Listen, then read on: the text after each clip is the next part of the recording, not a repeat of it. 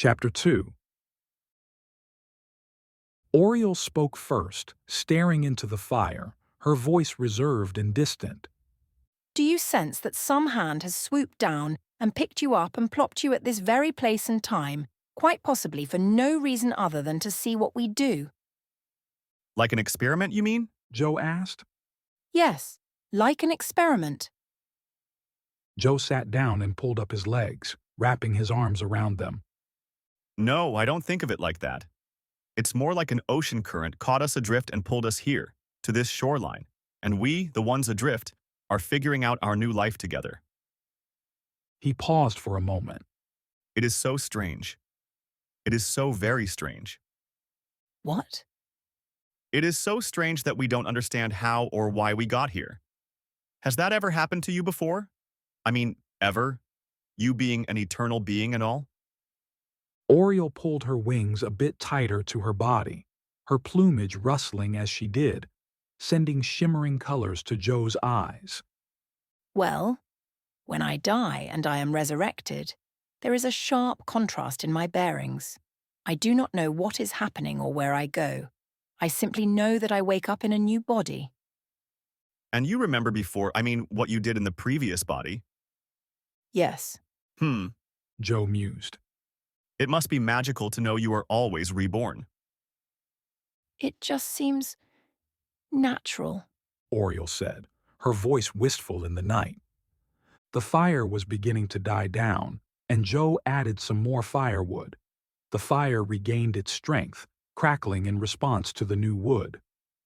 Do you think it's possible that we each died and for some reason we were shipped here to learn something? Joe asked. Like karma, you mean?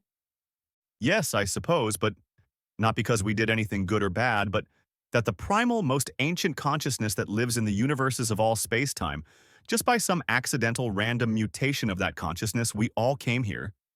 Why do you think so? As I said before, I feel no bodily sensations in this place. I don't feel I am a body, even though I see one. He put his arms out, feigning bewilderment to make his point.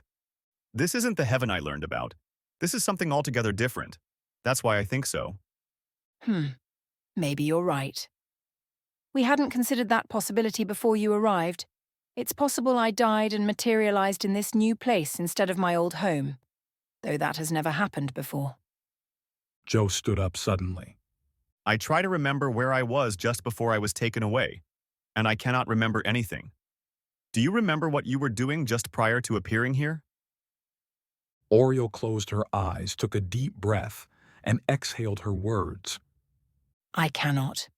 As hard as I try to remember, it is all blank, as if I was born into this world for the very first time. Do you have any memories? Oriole began to panic as she shook her head. I think I did when I first arrived, but now my memories are all gone. I can't remember my home, family, friends, nothing. She looked at Joe with a shared and sudden realization. I think you are right. We all died, and somehow the currents of fate brought us here for reasons we cannot fathom. Why take our memories away? Joe whispered, looking down at the ground. They both shook their heads, remaining silent in the realization that their past was gone. Their memories were like flames that flicked the sky, turned to smoke, and vanished. They were not lost. Some process or intelligence had vanquished them. They were like ants trying to understand why a tree was so tall.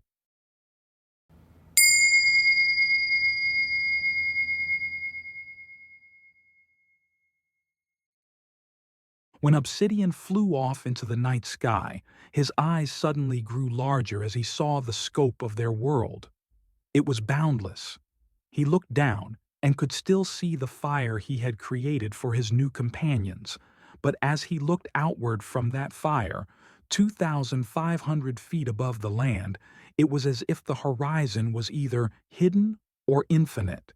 He couldn't tell which. His massive wings felt the wind and created more wind to join forces. He could see no signs of light below, no villages, no cities. Were we the only ones in this entire desolate world? He decided to keep circling in a counterclockwise motion. keeping sight of the fire on his left side.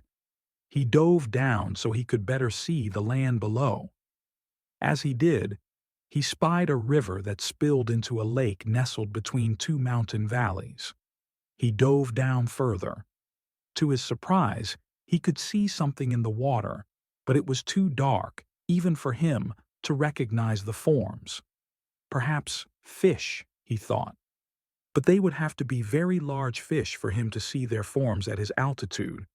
He remembered various legends in his world about dragons fighting grotesque beasts of the water. The dragons had boiled the water and killed all of these beasts, so the legend said. But here, these seemed like the beasts might still live. And then a thought occurred to Obsidian, quite out of the darkness surrounding him. Perhaps other life forms were materializing on this planet in the same way that he and his three friends had. If these new creatures needed a specific habitat, they naturally would have materialized in that habitat. Was someone populating a new planet? He came to one of the mountain peaks and landed so he could view his new world in every direction. His massive head swiveled 180 degrees slowly, and then he turned his body carefully upon the sharp mountain peak and looked at the other half of his all-encompassing view. As he was almost done with his search, he saw a light below that took his breath away. There, at the midpoint of the mountain opposite him, a light was shimmering in golds and silvers. There were trees and bushes that blocked its source, but it was clear that something unnatural was creating this light. Obsidian opened his wings and pushed gently with his legs into the depths of the sky, then glided upon the winds to his new destination.